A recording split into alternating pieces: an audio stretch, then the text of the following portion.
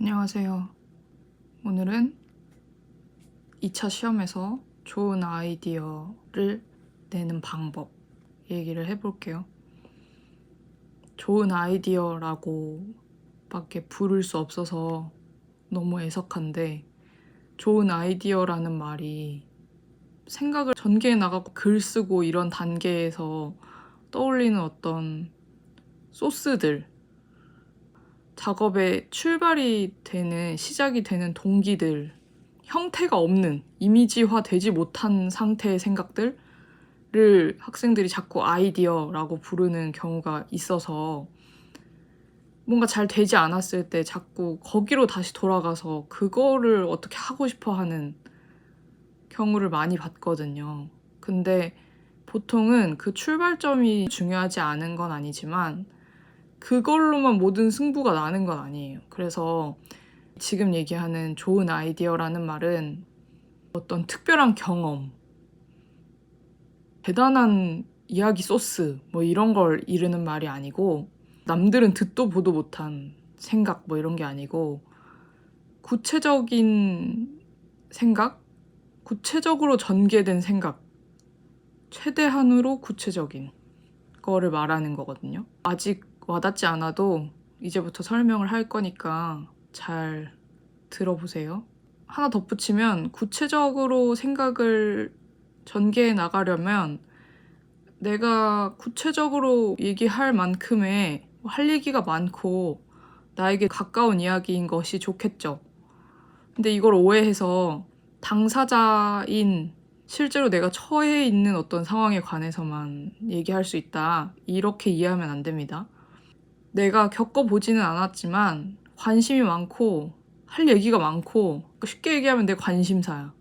아니면 나는 가깝지 않아요. 지금 이슈가 있는데 나는 되게 멀리 떨어져 있는 것처럼 느껴져, 그 이슈로부터. 남들은 다 그거 관심이 많던데, 다들 그 얘기만 하던데 나는 왜 그것이 이렇게 와닿지 않을까? 내 마음은 왜 이렇게 그 이슈와 상관없이 평온할까? 같은, 정말 가깝지 않은데 나에게 계속해서 머물고 있는 질문이 있는 것도 가능해요. 그건 본인 생각이니까. 아무튼 배경 지식, 당사자성 이런 이야기가 아니라는 거 짚고 넘어갈게요. 저번에 얘기했듯이 예시를 들어가며 설명을 하는 게 이해하는 데 도움이 되거든요. 그래도 이렇게 말로 설명하는 상황에서는 문제를 같이 하나 보면서 도대체 구체적인 생각이 뭐인가, 나는 나름대로 늘 생각을 많이 하고 있는데 이렇게 헷갈리는 거를 이해를 해보자고요. 2019학년도 2차 시험 1일차 문제 같이 볼 거고요. 다 풀어보진 않더라도 한 최근 거부터 뒤로 거슬러 올라가서 한 10개년 정도는 문제를 그래도 한번 훑어보는 게 좋겠죠? 이런 게 나오는구나 정도? 분석을 하고 이러기에는 알아야 분석을 하는 거니까. 그리고 차근차근 하나씩 풀어보고요. 원래 모든 시험 준비에서 중요한 건 기출문제 풀이잖아요. 아무튼 지금은 실전 문제풀이 해설을 하는 게 아니라서 문제의 키워드를 중심으로 내 생각을 도대체 어떻게 발전시킬 것인가 위주로 이야기를 할게요. 문제풀이를 할 때 키워드를 찾는 게 아주 중요합니다. 근데 뭐 이게 뭘 찾는다라고 하기에도 조금 머쓱한 게, 문제가 몇 줄 되지가 않아요. 그래서 보통 우리가 기본적인 문해력을 갖고 있다고 하면, 그리고 수능 준비 같이 하는 학생들 많잖아요. 이게 대학 입시다 보니까. 그러면 수능 국어 영역 푸는 것보다는 훨씬 쉬운 난이도니까요. 문제에서 키워드 찾는 정도는 어렵지 않을 거라고 생각하는데, 만약에 저 그거 잘 안 보이는데요 하면 이거는 미술 학원에서 해결할 문제가 아니다. 아무튼 그래서 이 문제에서는 낙원이랑 배, 설계도 정도 되겠죠? 내용 측면에서 중요한 단어는 낙원일 거고요. 낙원의 사전적 정의 1번에는 아무런 괴로움이나 고통이 없이 안락하게 살 수 있는 즐거운 곳이라고 되어 있네요. 이거는 근데 우리가 꼭 찾아보지 않아도 우리 평소에 종종 낙원이란 단어를 사용하잖아요. 뭐 낙원 같다, 유토피아다 이런 말들. 문제에서 낙원으로 가는 배를 만들려고 했으니까 배의 형태가 나의 답변이 되는 거죠. 물론 설계도에 배에 대해서 조금 더 구체적으로 이미지를 그린다거나 글을 좀 쓴다거나 하는 것도 가능하지만 어쨌거나 배의 형태, 설계도에 설명이 되면은 작동 방식 뭐 이런 것들이 나의 답변인 거죠. 그러면 배의 형태를 정할 근거는 어디에서 찾느냐? 낙원이라는 단어로부터 생각을 전개해 나가야겠죠. 낙원으로부터 생각을 전개해 나가는 방향도 되게 많이 있을 수 있거든요. 그냥 생각나는 대로 예를 막 들어볼게요. 만약에 나는 낙원이라고 하면 떠오르는 의견이 있어. 낙원에 대한 의견. 특정한 낙원의 성격. 나는 이런 장소가 있다면 그곳이 바로 낙원이라고 생각해. 그러면 그 낙원의 성격을 구체화하면서 생각을 출발하면 되겠죠. 또는 나는 낙원이라고 하면 떠오르는 현실과 낙원의 거리감을 다루고 싶어. 낙원의 속성이 멀리 있어서 꿈꾸고 희망하게 되는 곳이라고 생각해. 그러면 본인이 생각하는 낙원이라는 장소의 속성, 그 거리감을 갖는다는 속성으로부터 생각을 구체화하면 될 거고요. 멀면 되게 멀리 항해를 해야 되잖아요. 또는 나는 낙원에 간다는 이 상황을 떠올리면 망설여질 것 같아. 내가 정말 지금 현실에 있는 모든 가족, 친구, 내가 하던 일들을 다 정리하고 낙원이라는 장소로 갈 수 있을까? 나는 원래 어떤 거를 선택하고 시작할 때 많이 망설이는 사람인데? 라는 식의 본인의 뭐 캐릭터, 본인이 낙원이라는 장소로 가는 항해를 떠올렸을 때 그때 나의 태도로부터 생각을 풀어나갈 수도 있죠. 또 낙원? 그런 게 정말 존재할까? 나는 낙원은 없다고 생각해. 낙원은 사람들이 만들어낸 희망을 갖기 위한 가상의 공간이지 실제로 닿을 수는 없는 거야. 라고 생각한다면 거기서부터 시작해도 돼요. 낙원을 꿈꾸는 모든 이가 배를 타고 출발하는데 도대체 어디에 도착했다는 그런 예는 없다든지. 아무튼 낙원으로 시작해서 어떤 방식으로 가든 간에 나는 이 문제를 받고 이런 생각을 했어요. 라는 자신의 생각이 뚜렷하게 드러나면 되는 거예요. 우리가 문제를 풀 때 그런 얘기 많이 하잖아요. 출제자의 의도를 파악하는 것이 중요하다. 출제자의 의도를 읽어내는 그게 대단한 능력이 아니에요. 그냥 이렇게 생각해보면 되잖아. 이거 나한테 왜 물어보는 걸까? 이 사람들은 정말 낙원이 있다고 생각해서 물어보는 걸까요? 보통 낙원에 대해서 어떤 식으로 접근하는 걸 보면 얘가 지금 현실을 어떤 관점으로 바라보고 있는지도 드러나기 마련이거든요. 예를 들면 낙원은 동물과 인간이 평등한 관계를 갖는 곳이 낙원이라고 생각한다고 누군가가 얘기한다면 이 학생은 평소에 동물권이나 인간 중심적인 사고에 대한 어떤 비판적인 시각이나 뭐 이런 여러 가지 그 근방에 있는 것들에 관심이 있었겠죠. 그러니까 그런 이야기를 할 수 있는 거잖아요. 낙원에 대해서만 이렇게 생각하는구나가 아니라 이것을 통해서 결국에는 내가 어떤 생각을 가지고 있는 사람인지, 내가 이 세상을 어떻게 인식하고 바라보고 있는지 같은 것들을 보려고 하는 거라는 거죠. 그래서 내가 좀 드러나야 돼요. 그러니까 일반적인 낙원의 정의에서 크게 벗어나지 않는 범위에서 뭐 아까 얘기했듯이 사전적 정의에 있는 안락하게 고통 없이 뭐 괴로움이 없는 이런 걸로만은 구체적으로 내 이야기를 하는 배를 만들기는 어려운 거죠. 근데 걱정이 없는 곳이 낙원이라고 생각해. 여기서부터 출발은 할 수 있어요. 여기서 출발을 한다고 하면 앞서 언급했던 여러 가지 케이스들 중에서 낙원의 성격을 구상해 나가는 방향에 가깝겠죠. 맨 처음 얘기했던. 그러면 걱정이 없는 곳, 걱정이 없으려면 모든 걱정을 해결할 수 있는 곳이면 될까? 아니면 걱정을 유발하는 요인이 없는 곳이면 될까? 내가 주로 인간관계로부터 걱정이 생긴다면 혼자 있으면 될까? 근데 정말 혼자면 걱정이 없을까? 사람들은 어떤 걱정을 주로 할까? 걱정이 없는 곳에 가서 또 새로운 걱정거리를 낼 거라면 낙원은 영원히 찾을 수 없는 걸까? 그러면 내 배는 어딘가에 영영 정박하지 못하고 떠돌게 되지 않을까? 나는 뭐 어딘가에 내렸다가도 걱정이 생기면 다시 배를 타야 되는 건가? 걱정이 없는 낙원을 찾아가는 동안에 나는 걱정이 더 생기는 건 아닐까? 그 안에 그 항해하는 동안에 마음이 가라앉아서 평안을 찾으면 그냥 거기가 낙원이지 않을까? 이런 질문들 더 많이 할 수 있어요. 랜덤으로 계속 뱉을 수도 있어. 질문을 더해가면서 내가 생각하는 낙원의 성격을 구체화하는 동시에 예를 들어 내가 낙원을 찾아가는 그 배에서의 시간이 걱정이 없는 데를 찾아가는데 가는 동안 걱정거리가 더 많아질 것 같아. 인간관계가 너무 괴로워. 그래서 혼자 배를 탔는데 사실 너무 두려워. 외로울 것 같아.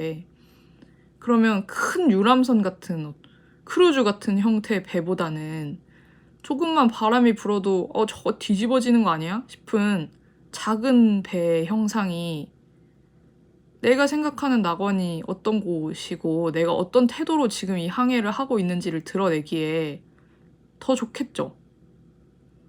우리의 목적은 일반적인 배를 만드는 게 아니에요. 일반적인 배는 절대로 침몰하지 않는 걸 만드는 거잖아요. 그래서 기본적으로 배 형태 같은 것들이 어떤 정해진 부분들이 있잖아요. 되게 획기적인 형태의 배가 중요한 건 아니잖아요. 원래 배를 만든다고 하면. 근데 우리가 하는 일은 그게 아니라는 거죠. 실제로 갈 것처럼 내가 낙원에 갈 것처럼 몰입해서 막 구체적으로 떠올리긴 하지만 결국에는 그 배의 형상을 보고 사람들이 이 배 어떤 곳으로 가는 배인가 보다. 이 배를 타고 가는 동안에 저기에 있는 사람은 이런 마음이겠다. 내가 탄다면 이럴 것 같다. 같은 미술 영역 안에서의 어떤 감상들을 내놓게 되는 아무튼 미술 안에서의 배인 거잖아요. 그렇게 필요한 배의 형태를 만들어 가면 되는 거예요. 너무 재미있게 상상할 거리들이 많지 않습니까? 사실 낙원에 대해서 떠올린다고 할 때도 단 하나의 생각만 떠오르진 않을 거잖아요. 낙원이 있는 건가? 이런 데라면 낙원일 것 같아 싶다가도 갑자기 막 낙원이 있어? 그럴 리가 없지. 막 이런 생각이 들 수도 있잖아.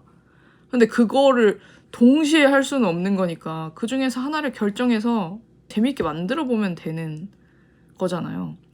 그러면 어떤 경로를 풀어내든 사실 크게 잘못되는 일은 없을 것 같거든요. 그러면 어떤 문제가 나오든지도 마찬가지죠.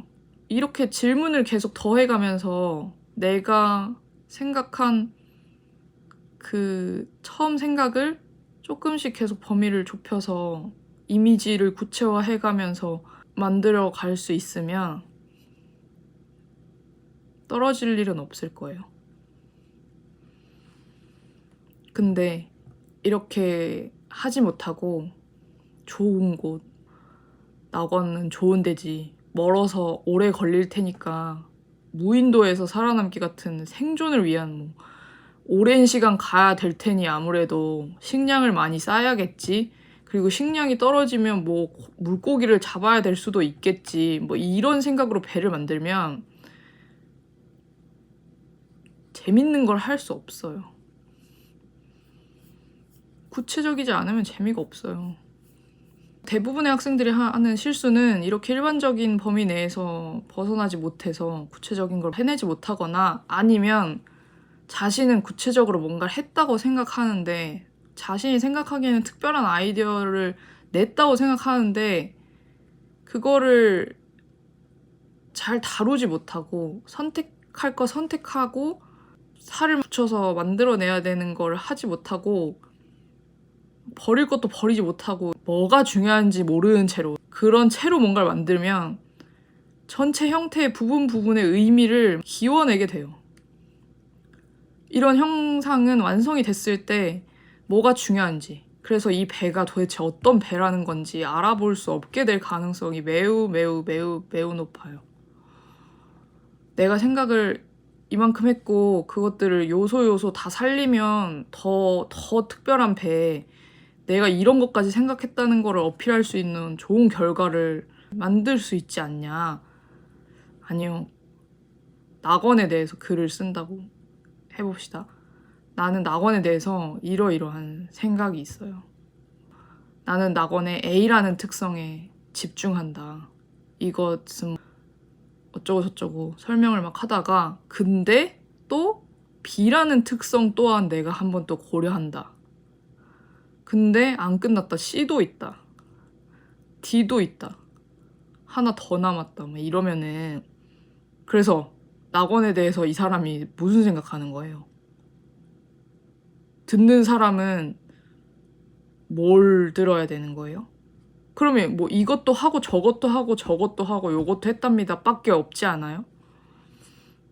노력은 가상하다 이런 결론에 이르는 걸까요? 평가자는 이거에 대해서 너 어떻게 생각하니? 묻는 거잖아. 근데 이런 것도 같고 저런 것도 같고요. 이거 같기도 하고요. 이런 류의 대답이 만약에 그것은 하나로 정의할 수 없다는 얘기를 하고 싶어서 일부러 이런 구조를 만든 게 아니면 이건 그냥 아무 말도 안 한 거지. 다 들어도 그래서 뭐라고? 반문할 수밖에 없어요. 그러니까 키워드에 대한 생각을 막 우겨 넣으려고 하면 안 돼요.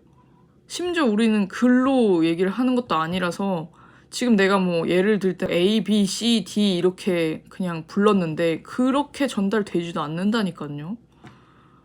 되게 해괴한 형태가 될 수 있어요. 너줄너줄한. 그 형태로부터 의도를 읽어낼 수 없게 되는 거예요. 그러면 나는 대화를 하러 가서 질문을 받았는데 대답을 웅얼웅얼 하다가 결국에 못하고 나오는 거예요. 근데 내가 이렇게 하는지 잘 하고 있는지 잘 못하고 있는 건지 잘 모르겠다. 스스로 좀 점검을 해보고 싶다고 하면 간단한 방법이 있습니다. 만약에 이 문제를 풀었다면 그래서 이 배는 어떤 낙원으로 가는 무슨 배다를 말해보세요. 말로 해보세요. 진짜 간략하게 지금 내가 예로 든 것처럼 한 줄로. 근데 여기서 이게 안 돼. 장황하게 주저리 설명을 하게 되고 진짜 심한 경우? 아니야. 꽤 흔한 경우로 재보세요. 1분 넘게 막 5분씩 얘기하고 있는 경우도 있거든요. 작업 뭐 만들었는지 설명하라고 하면 그거는 뭐 잘못됐을 가능성이 높다고 생각합니다. 저번에도 잠깐 얘기했는데 저는 만들기는 잘하는데 말을 잘 못해요. 아니요. 그거 아니에요. 아무튼 생각을 전개해 나가는 일에 있어서는 꽤 많은 질문이 필요하고요. 사실 많은 질문을 할 수 있을수록 더 구체적인 아이디어를 얻어낼 수 있어요. 그리고 질문이 듬성듬성 하잖아요. 그러면 그 질문이 어디서 나오는 줄 알아요? 내가 지금 빠뜨린 질문을 평가자가 하게 됩니다. 보는 사람이 하게 돼요. 내가 빠뜨린 질문 크게 빠진 게 보일 거거든요. 구멍처럼. 그래서 질문을 거듭하면서 정말 내 거라고 할 만한 좋은 생각을 발견하게 되는 것 같다. 발굴. 누군가는 쉽게 영감을 받아서 휘리릭 좋은 걸 만드는데 나만 이렇게 골머리를 앓는 건가? 그렇지 않죠. 그런 경우는 없고 보통 이런 식으로 생각하고 시각적으로 형태를 상상해내고 이미지로 상상하는 거 좋아하고 잘하고 그리고 포기하지 않고 끝까지 물고 늘어져서 마무리를 잘 짓는 경우가 잘하는 경우의 대부분이죠. 그렇게 물고 늘어져서 나랑 가까운 특별한 것들을 발견하는 경험을 쌓아 나가시기를 바라고, 경험이 필요해요. 몸으로 익히는 과정이 꼭 필요하니까 한 번, 두 번 해보고 안 된다고 너무 실망하지 말고 될 때까지 하면 됩니다. 오늘도 화이팅 하시고 다음에는 관점 얘기 한번 해볼까요? 관점이라는 말 익숙한데 쉽지 않게 느껴지기도 하잖아요. 아무튼 오늘도 화이팅 하세요.